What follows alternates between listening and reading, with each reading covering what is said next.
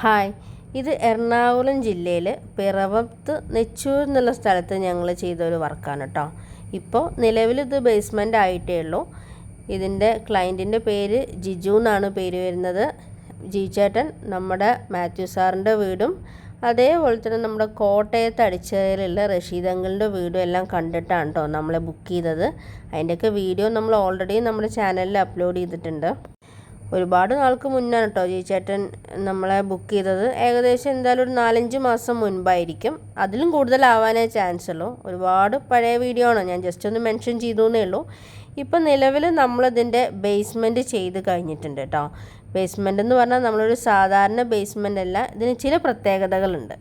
വ്യത്യസ്തത എന്ന് ഞാൻ പറയാൻ കാരണം എന്താണെന്ന് വെച്ചാൽ, സാധാരണ നമ്മുടെ നാട്ടിൽ കണ്ടുവരുന്ന ബേസ്മെൻറ്റ് എന്ന് വെച്ചാൽ ഒന്ന് പാതകം കയറി കരിങ്കല്ല് ഇട്ടിട്ടുള്ള ഒരു ബേസ്മെൻറ്റ്, അല്ലെങ്കിൽ കോളം ഫുട്ടിങ്, അതായിരിക്കും. പക്ഷേ ഇതിൽ ചില വ്യത്യസ്തതകളുണ്ട്.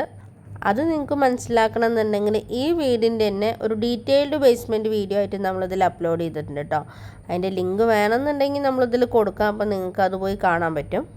എന്നെ ഒരുപാട് ആൾക്കാർ വിളിച്ചിട്ട് ചോദിക്കാറുണ്ട് ബേസ്മെൻറ്റിന് ഒരു റേറ്റ് പറയാനായിട്ട്. എനിക്ക് കുറച്ച് മുന്നും കൂടി ഒരു കോള് വന്നിട്ടുണ്ടായിരുന്നു, ബേസ്മെൻറ്റ് ഇത്ര ഇങ്ങനെ ഉറച്ച ഭൂമിയാണ്, ഇതിൻ്റെ റേറ്റ് പറഞ്ഞു തരുമെന്ന്. പക്ഷെ നമുക്ക് ഒരിക്കലും ബേസ്മെൻറ്റിൻ്റെ റേറ്റ് നമുക്ക് പറയാൻ പറ്റില്ല കേട്ടോ.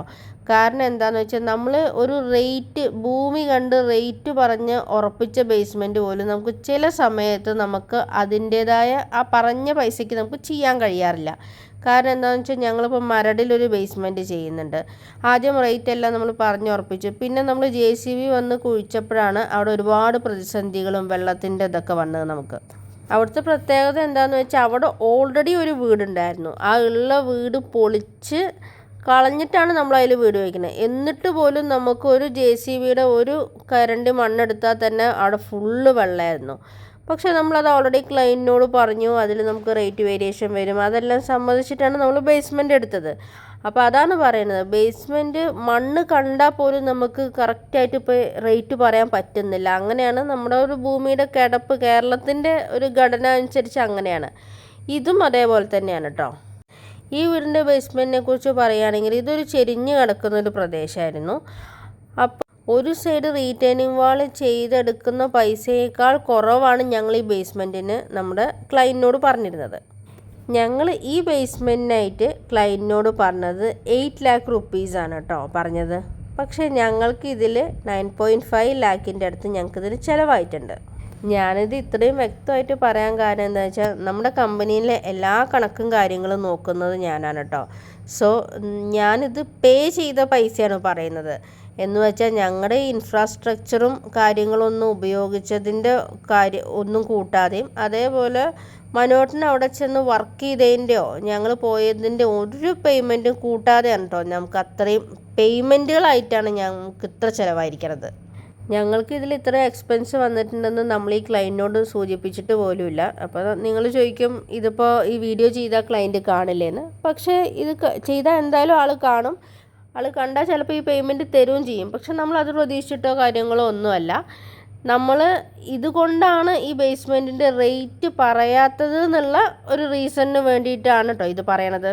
നഷ്ടം വരുന്നത് ഞങ്ങൾക്കൊരു പുത്തരിയല്ല എന്ന് ഞങ്ങളുടെ ആദ്യത്തെ വീഡിയോ കാണുന്നവർ മുതൽ അറിയുണ്ടാവും. കാരണം നമ്മൾ 800 രൂപയ്ക്ക് ഇൻസൈഡ് ജിപ്സം പ്ലാസ്റ്ററിങ്ങും ഔട്ട്സൈഡ് നോർമൽ പ്ലാസ്റ്ററിങ്ങും ചെയ്തിരുന്ന വ്യക്തികളാണ്.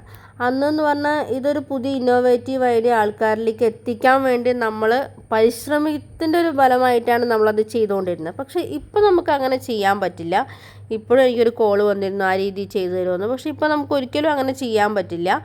ഞങ്ങൾക്കിപ്പോൾ ഇവിടെ കോട്ടയം മോനിപ്പള്ളിയിൽ 3000 സ്ക്വയർ ഫീറ്റിൻ്റെ ഒരു ബേസ്മെൻറ്റ് ചെയ്തപ്പോഴും ഇതേപോലെ തന്നെ നമ്മൾ പ്രതീക്ഷിച്ചേക്കാൾ കൂടുതൽ ചിലവായിരുന്നു. കാരണം ഇതൊക്കെ എന്ന് വെച്ചാൽ നമ്മൾ ഈ സ്ഥലം കണ്ടിട്ട് പറയുന്ന ഒരു എമൗണ്ടാണ്. പിന്നെയും JCB വർക്കും കാര്യങ്ങളൊക്കെ ചെയ്യുമ്പോഴാട്ടോ നമുക്കിതിൽ റേറ്റ് വേരിയേഷൻ വരുന്നത്.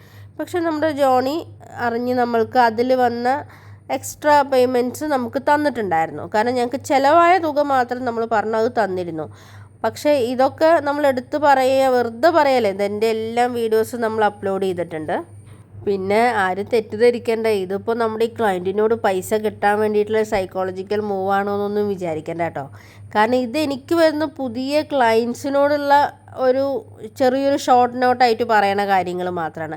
കാരണം എന്താണെന്ന് വെച്ചാൽ ജിജു ചേട്ടൻ്റെ 5 lakh rupees, കാരണം ബേസ്മെൻറ്റിൻ്റെ പൈസ ഫുള്ള് ജിജു ചേട്ടൻ തന്നു, ചുമരിൻ്റെ പണി ഇനിയും സ്റ്റാർട്ട് ചെയ്തിട്ടില്ല. എന്നിട്ട് ജിജു ചേട്ടൻ്റെ 5 lakh rupees ഞങ്ങളുടെ അച്ഛൻ മരിച്ച സമയത്ത് ഹോസ്പിറ്റലിലൊക്കെ ഒരുപാട് പൈസ ചിലവായിട്ടുണ്ടാവില്ലേ നിങ്ങൾക്ക് എന്ന് പറഞ്ഞിട്ട് ജിജു ചേട്ടൻ്റെ ഒരു കയ്യിലുള്ള പൈസയിൽ 5 ലക്ഷം രൂപ എന്നെ വിളിച്ചിട്ട് ജിജു ചേട്ടൻ തന്നതാണ് കേട്ടോ.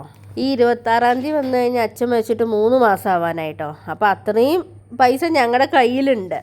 എന്ന് വെച്ചാൽ ഞങ്ങളുടെ ഇപ്പോൾ ഉള്ളതിലൊരു 10 ക്ലൈൻറ്റ് എടുക്കുക എന്നുണ്ടെങ്കിൽ അതിൽ ഏറ്റവും ടോപ്പ് നമ്പർ 1 എന്ന് പറഞ്ഞ് കൊടുക്കാൻ പറ്റുന്ന ഒരു ക്ലൈൻറ്റാണ് ജിജു ചേട്ടൻ. കാരണം നമ്മൾ അത്രയും ഒരു ഫ്രണ്ട്ലി ഒരു ടോക്കും എല്ലാ കാര്യത്തിനെക്കുറിച്ചും ജിജു ചേട്ടന് നല്ലൊരു കാഴ്ചപ്പാടുള്ളൊരു വ്യക്തിയാണ്. അപ്പോൾ നമ്മുടെ കാര്യങ്ങളും എല്ലാം അറിയാം. എപ്പോഴും ജിജു ചേട്ടൻ പറയാറുണ്ട്, ജിജു ചേട്ടന് ഞങ്ങളെ കിട്ടിയത് ദൈവാനുഗ്രഹമാണെന്ന് പറയുന്നൊരു വ്യക്തിയാണ്. ഞങ്ങൾക്ക് ജിജു ചേട്ടൻ്റെ വീട്ടിലാണെങ്കിലും ഫുൾ ഫ്രീഡാണ്. ഞങ്ങളോട് എപ്പോഴും അവിടെ വന്ന് താമസിക്കാനൊക്കെ പറയാറുണ്ട്. പിന്നെ നമ്മൾക്ക് പോകേണ്ട ആവശ്യമില്ല, ഞങ്ങൾ അതിൻ്റെ തൊട്ടടുത്ത് തന്നെയാണ് ഞങ്ങൾ താമസിക്കുന്നത്. അവിടെ ആകെ അപ്പച്ചൻ മാത്രമേ ഉള്ളൂ.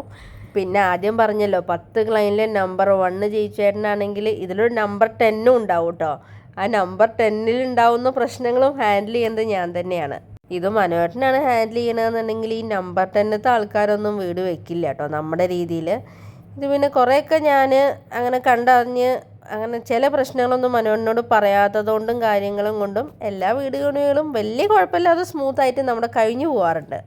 ഈ വീഡിയോ നമ്മൾ ഓൾറെഡി അപ്ലോഡ് ചെയ്തിട്ടുണ്ടായിരുന്നു. അത് മനോഹരനാണ് വോയിസ് ഓവർ കൊടുത്ത് അപ്ലോഡ് ചെയ്ത്. പക്ഷേ ഈ വീട് പണിയുടെ ബേസ് ആയിട്ടുള്ള കാര്യങ്ങളായിരുന്നില്ല. അതിൽ ഡിസ്കഷൻ ആൾ സംസാരിച്ചിരുന്ന കാര്യങ്ങൾ വേറെ കുറച്ച് കാര്യങ്ങളായിരുന്നു. അതുകൊണ്ടാണ് ആളത് ഡിലീറ്റ് ചെയ്ത് കളഞ്ഞു. അപ്പോൾ ഞാൻ പറഞ്ഞു ഇത് ഞാൻ ചെയ്യാമെന്ന് പറഞ്ഞിട്ട് ഇതെടുത്തിട്ട് ഞാൻ വോയിസ് ഓവർ കൊടുത്ത് ചെയ്യാൻ കേട്ടോ. ആ വീഡിയോ എഡിറ്റ് ചെയ്ത സമയത്ത് ആ 10ാമത്തെ ക്ലയൻറ്റിൻ്റെ മൈൻഡിലായിരുന്നു കേട്ടോ മനോട്ടുണ്ടായിരുന്നത്. അപ്പോൾ അതിൽ പറഞ്ഞ കാര്യങ്ങളും ഒന്നാമത്തെ കാര്യം ജിജുചേട്ടൻ്റെ വീടിനെ പറ്റിയിട്ടായിരുന്നില്ല, വേറെ എന്തൊക്കെയോ കാര്യങ്ങളായിരുന്നു, സാമൂഹികമായിട്ടുള്ള കുറേ കാര്യങ്ങളായിരുന്നു. അതുകൊണ്ടാണ് നമ്മളത് ഡിലീറ്റ് ചെയ്തിരുന്നു. ഇത് ഇവരുടെ ഒരു പഴയ തൊഴുത്തായിരുന്നു. അത് റിനോവേറ്റ് ചെയ്ത് ഇത് റെൻറ്റിന് കൊടുക്കാൻ വേണ്ടിയിട്ടാണ്. കൂടാതെ ജിജുചേട്ടൻ്റെ വീട് വർക്ക് ചെയ്യുന്ന സമയത്ത് നമ്മുടെ വർക്കേഴ്സിനും കൂടിയും താമസിക്കാൻ വേണ്ടിയിട്ടാണ് കേട്ടോ അപ്പോൾ ഇത് ചെയ്യണത്. കൂടാതെ ജിജുചേട്ടൻ്റെ ഫാദർ എന്ന് പറഞ്ഞു കഴിഞ്ഞാൽ ഭയങ്കര സ്നേഹമാണ്. അപ്പോൾ ഈ പുതിയ വീട്ടിൽ ജിജുചേട്ടൻ്റെ ഫാദറും അതേപോലെ ജിജുചേട്ടൻ്റെ വൈഫും പിള്ളേരും ഒരു 6 മാസം കഴിഞ്ഞാൽ നാട്ടിൽ സെറ്റിലാവും. അപ്പോൾ അവർ ആ പുതിയ വീട്ടിൽ നിൽക്കും. പിന്നെ ഇപ്പം നമ്മൾ ഈ കണ്ട ഈ റിനോവേറ്റ് ചെയ്ത വീടും ഇപ്പം നിലവിൽ ജിജുചേട്ടൻ്റെ ഡാഡി താമസിക്കുന്ന വീടും റെൻറ്റിന് കൊടുത്ത്, എന്ന് വെച്ചാൽ അവിടെ കുറച്ച് ആൾക്കാരും കൂടി ഉണ്ടെങ്കിൽ ഒരു സേഫ്റ്റിക്ക് വേണ്ടിയിട്ട് കുറച്ച് റെൻറ്റിനും കൊടുക്കുക എന്നുള്ള പ്ലാനിലാണ് കേട്ടോ. ആക്ച്വലി ജിജുചേട്ടൻ്റെ ഫാദറിനോടുള്ള സ്നേഹം കണ്ടു കഴിഞ്ഞാൽ നമ്മൾ ഭയങ്കര സന്തോഷമാവും നമുക്കത് കണ്ടു കഴിഞ്ഞാൽ തന്നെ. എല്ലാവരും ഇതേപോലെ അച്ഛനമ്മമാരെ നോക്കാൻ ശ്രമിക്കട്ടെ.